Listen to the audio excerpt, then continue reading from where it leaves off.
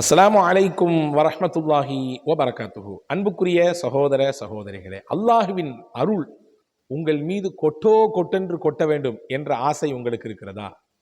அவன் தயாரித்து வைத்திருக்கக்கூடிய எந்த கண்களும் பார்த்திடாத, எந்த காதுகளும் அது குறித்து உண்டான முழுமையான செய்தியை கேட்டிடாத, யாருடைய உள்ளத்திலும் கற்பனை செய்ய முடியாத உயர்ந்த சொர்க்கத்தை அடைய வேண்டும் என்ற ஆசையும் ஆவலும் உங்களுக்கு இருக்கிறதா? அல்லாஹ் உங்களை தன்னோடு நெருக்கிக் கொள்ள வேண்டும், அல்லாஹ்விற்கு நெருக்கமானவர்களாக நீங்கள் ஆக வேண்டும் என்ற விருப்பம் உங்களுக்கு இருக்கிறதா? இந்த மூன்றும் ஆமாம் என்று நீங்கள் சொன்னால், நான் அடுத்த ஒரு 3 விஷயத்தை சொல்ல போகிறேன். அதை நீங்களும் நானும் இந்த காணொளியை பார்க்கிற எல்லோரும் பின்பற்றும் பட்சத்திலே இந்த 3 பாக்கியத்தை அல்லாஹ் தருவான். அல்லாஹ் தன்னுடைய நெருக்கத்தை தருகிறான், அதே போன்று தன்னுடைய அருள்மறையை நம் மீது கொட்டோ கொட்டென்று கொட்டுகிறான். அல்லாஹ் அவன் தயாரித்து வைத்திருக்க உயர்ந்த சொர்க்கத்திற்கு தகுதிமிக்கவர்களாக நம்மை மாற்றுகிறான். வாருங்கள் பார்ப்போம். இந்த 3ஐயும் நான் இந்த காணொலியில் சொல்லித்தரப் போகிறேன். கடைசி வரை இதை பாருங்கள், சிறந்த பலன் உங்களுக்கு கிடைக்கும் என்று நான் நம்புகிறேன். என்ன அந்த 3 என்றால், பெருமானார் ஸல்லல்லாஹு அலைஹி வஸல்லம் சொன்னார்கள், முதல் பண்பு, அல்லாஹ் அவருக்கு என்ன கொடுத்தானோ அதற்கு நன்றி செலுத்துவார். இதா உஅதிய ஷக்கர, அல்லாஹ்வால் என்ன தரப்படுகிறதோ அது குறைவோ அதிகமோ அதிலே இங்கே பிரச்சனை கிடையாது. கொடுத்தது அல்லாஹ். அதாவது இன்னைக்கு நம்மள பல பேருக்கு எப்படி சிந்தனை வருதுன்னா, நம்மளை விட ஒருத்தருக்கு அதிகமாக கிடைச்சதுன்னா நமக்கு அவர் மேலே ஒரு மாதிரி பசபசன்னு பார்க்குறோம், ஒரு விதமான எண்ணங்கள் தொற்றி கொள்கிறது. இப்படி புரியணும், அவருக்கு அதிகமாக கொடுத்ததும் அல்லாஹ் தான், எனக்கு அளந்து கொடுத்ததும் அல்லாஹ் தான். அல்லாஹ்க்கு தெரியும் யாருக்கு அதிகமாக கொடுக்கணும், யாருக்கு அளந்து கொடுக்கணும், யாருக்கு கணக்கே இல்லாமல் கொடுக்கணும், யாருக்கு கணக்காக கொடுக்கணுன்றத அல்லாஹ் தெரிஞ்சு வச்சிருக்கான். எனவே இப்படி புரிஞ்சுக்கிட்டா போதும், நமக்கு எந்த தீயனமும் வராது. அவருக்கு கொடுத்த அதே அல்லாஹ் தான் எனக்கும் என்ன செஞ்சிருக்கான், தந்திருக்கான். எனவே கிடைத்தது குறைவோ அதிகமோ அதிலே இங்கே பிரச்சனையே கிடையாது. கிடைத்தது அல்லாஹ்வின் புறத்தினால் என்று நினைத்து ஒருவர் தனக்கு கிடைத்ததற்கு நன்றி செலுத்தினால் அல்லாஹ்வுக்கு அது ரொம்ப பிடிக்கும்.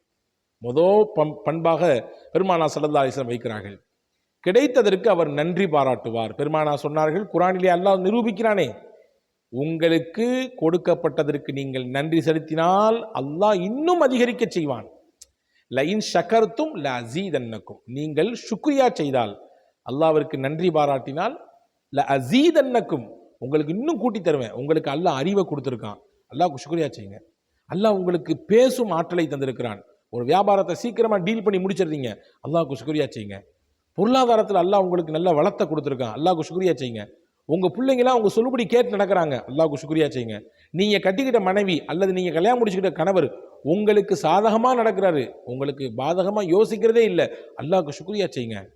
உங்களை சுற்றி இருக்கக்கூடிய உறவுகள் எல்லாம் நீங்கள் வரணுங்கிறத ஆசைப்படுது, உங்களை சேர்த்தி வச்சுக்கணும்னு ஆசைப்படுது, வெட்டி விடணும்னு நினைக்கவே இல்லை, அல்லாஹ்வுக்கு ஷுக்ரியா செய்யுங்க. அன்பர்களே, எது கிடைத்தாலும் அல்லாஹ்விற்கு நீங்கள் நன்றி செய்தால் அல்லாஹ் அந்த அருளை கூட்டுவான், இன்னும் அதிகரிக்க செய்வான். அறிவை, ஆற்றலை, கல்வியை, திறமையை, ஞானத்தை அல்லாஹ் இன்னும் பெருக்கிக்கிட்டே போவான் அல்லாஹ். First one. ரெண்டாவது என்ன அப்படின்னா, பெருமானார் ஸல்லல்லாஹு அலைஹி வஸல்லம் சொன்னார்கள், ஏதாவது தன் வாழ்க்கையில் அந்த மனிதனுக்கு தவறு ஏற்பட்டு விட்டால் உடனே அல்லாஹ்விடத்திலே மன்னிப்பு கேட்பார். மனுஷங்கிறது தப்பு செய்கிறவன் தாங்க, மாற்றுக்கிறதே இல்லை. நீங்களும் நானும் எல்லாரும் ஏதாவது ஒரு கட்டத்தில் தப்பு செஞ்சிருவோம் இல்லையா? தவறிலே முகம் கொடுத்து விடுவோம், பாவமான காரியங்களை பேசி விடுவோம், அல்லது பார்த்து விடுவோம், அல்லது அதன் பக்கம் நடந்து விடுவோம், அல்லது அது சில நேரங்களிலே அதை பிடித்து விடுவோம். உடனே நம்ம எல்லாம் போச்சா? கிடையாது. மூமின் என்றால் யார்? இறை நம்பிக்கையாளர். உடனேயே சுதாரித்துக் கொள்வார். ஆகா, இது நம்மை வேறெங்கோ கொண்டு போய் சேர்த்து விடும் என்று நினைத்து அல்லாஹ்விடத்திலே மன்னிப்பு கேட்பார். இந்த பண்பு, பாவம் தவறு ஏதாவது வாழ்க்கையில் நிகழ்ந்து விட்டால் உடனுக்குடன் மன்னிப்பு கேட்டு விடுவார். பாருங்கள், ஒவ்வொரு நாளும் நம்முடைய பாவங்களை அழிப்பதற்கு நாம் நினைக்காமலும் சில விஷயங்களை செய்கிறோம். அல்லாஹ் அதன் மூலமாக நம்ம பாவத்தை அழிச்சுக்கிட்டே இருக்கா, தெரியுமா உங்களுக்கு? ஒவ்வொரு நாள் நம்ம உது செய்கிறோம் இல்லையா? கண்டிப்பாக உது செய்கிறோம். ஏதாவது ஒரு நேர தொழுகையாளியாக இருந்தாலும் சரிதான், உது செய்வாங்க. குர்ஆனை ஓதணும்னா உது செய்கிறோம். உதுவின் மூலமாக அல்லாஹ் நம்முடைய உறுப்புகள் செய்த பாவத்தை எல்லாம் அழிக்கிறான். நடந்து கொஞ்ச தூரம் பள்ளிவாசலுக்கு வர்றீங்க, அல்லாஹ் பாவத்தை அழிக்கிறான். கொஞ்ச நேரம் உட்கார்ந்தீங்க பள்ளிவாசலில், வெயிட் பண்ணீங்க, எதுக்கு? ஜமா தொழுகைக்கு. அல்லாஹ் அந்த வெயிட் பண்ண நேரம் ஒரு நிமிஷமாக இருந்தாலும் சரிதான், 30 செகண்ட்ஸாக இருந்தாலும் சரிதான், அல்லாஹ் அதன் மூலமாக பாவத்தை மன்னிக்கிறான். மலக்குகளை வச்சு எல்லாம் துவா செய்ய சொல்கிறான். அப்போ பாவத்தை மன்னிக்கிறதுக்கு, நம்மள்ட்ட இருந்து பாவத்தை அழிக்கிறதுக்கு நமக்கே தெரியாமல் பல ரூட்டுகள் அல்லாஹ் எடுத்து கொடுத்து நம்மள்ட்ட இருந்து பாவத்தை அழிச்சுக்கிட்டே இருக்கான். அப்போ ஒரு மூமின் என்றால் அவருடைய தன்மை எப்படி இருக்கணும்? ஏதாவது ஒன்று நடந்து விட்டால் அவருடைய வாழ்க்கையிலே பாவம், உடனே மன்னிப்பு கேட்டுவிடுவார். இது 2வது பாயிண்ட். 3வதாக முக்கியமாக சொன்னாங்க ஸல்லல்லாஹு அலைஹி வஸல்லம், அவருக்கு ஏதாவது ஒரு சந்தர்ப்பத்திலே கோபம் ஏற்பட்டு போனால், ஏதாவது ஒரு விஷயம் அவரை கோபப்படுத்தி விட்டால் அதிலிருந்து உடனடியாக மீண்டு விடுவார். அதை மனசில் வச்சுக்கிட்டே சுற்றிட்டு இருக்க மாட்டார். அதை நினச்சிக்கிட்டே நடமாட மாட்டார். அதை நினச்சிக்கிட்டே வெறுப்போடே இருக்க மாட்டார். அந்த வெறுப்பான பேச்சை பேசி கொண்டு இருக்க மாட்டார். அந்த வெறுப்பான நடவடிக்கை நடந்து கொண்டு இருக்க மாட்டார். என்னதான் இருந்தாலும் அவர் அப்படி பேசிக்க கூடாது. நான் செத்து போனாலும் அந்த வார்த்தை என் உள்ளத்திலேருந்து இருக்க முடியாது, மறக்க முடியாது, மறக்க மாட்டேன். நான் மௌத்தா போனாலும் என் தீதாரை வந்து அவர் பார்க்கக்கூடாது. அப்படி பேச்செல்லாம் பேசினார், அப்படி ஒரு செயலில் என்று செஞ்சிட்டாரு, அப்படி என்னை அந்த இடத்துல கூப்பிடாம விட்டாரு, என்னை அவமதிச்சிட்டாரு அப்படின்ற கோபம் அவர் மனசில் நீண்ட நாட்கள் இடம் பெறாது. உடனே அவர் கோபப்பட்டால் அந்த இடத்திலிருந்து உடனே அவர் கைவிட்டு விடுவார். அதிலிருந்து அந்த நிலையிலிருந்து கடந்து போய் விடுவார். அதை நினச்சிட்டே இருக்க மாட்டார். உடனே அதிலிருந்து வெளியே வந்து விடுவார் என்று பெருமானார் ஸல்லல்லாஹு அலைஹி வஸல்லம் சொன்னாங்க. ஹதீஸில் வந்திருக்கிறது, நல்ல மனிதர் யார் என்றால் ரொம்ப லேட்டாக கோபம் வரும், உடனே வந்த கோபம் சீக்கிரமாக போயிடும். இவர் நல்ல மனிதர் நாங்கள் ஸல்லல்லாஹு அலைஹி வஸல்லம்.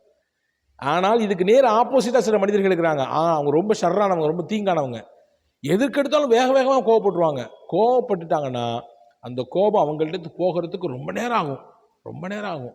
இவங்க ரொம்ப தீங்கானவங்க நாங்கள் ஸல்லல்லாஹு அலைஹி வஸல்லம். அப்போது நாம் தான் முடிவு பண்ணணும், நாம் நல்லவங்களா அல்லது தீங்கானவர்களா என்று. நல்லவர்கள் என்றால் நமக்கு ஒரு விஷயத்தில் வேகமாக கோபம் வராது, ரொம்ப ஸ்லோவாக தான் கோபம் வரும். ஆனால் வந்த கோபம் வேகமாக நம்மள்டேருந்து போயிடும். டக்குன்னு நம்ம நிலையை மாற்றிக்குவோம்.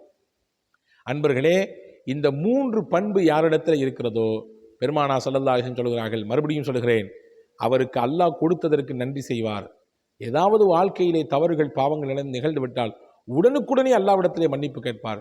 கோபப்படுத்தக்கூடிய சூழல் அல்லது ஏதாவது ஒரு நிகழ்வு அவரை கோபப்படுத்தி விட்டார், அதையே நினைத்து கொண்டு புழுங்கி கொண்டிருக்க மாட்டார், உடனேயே அதிலிருந்து வெளியே வந்து விடுவார். இந்த 3 பண்பு எவரிடத்தில் இருக்கிறதோ அல்லாஹ் அவரை தன்னளவிலே நெருக்கி கொள்கிறான். ரஹ்மத் என்ற அருளை அவரின் மீது கொட்டென்று கொட்டுகிறான்.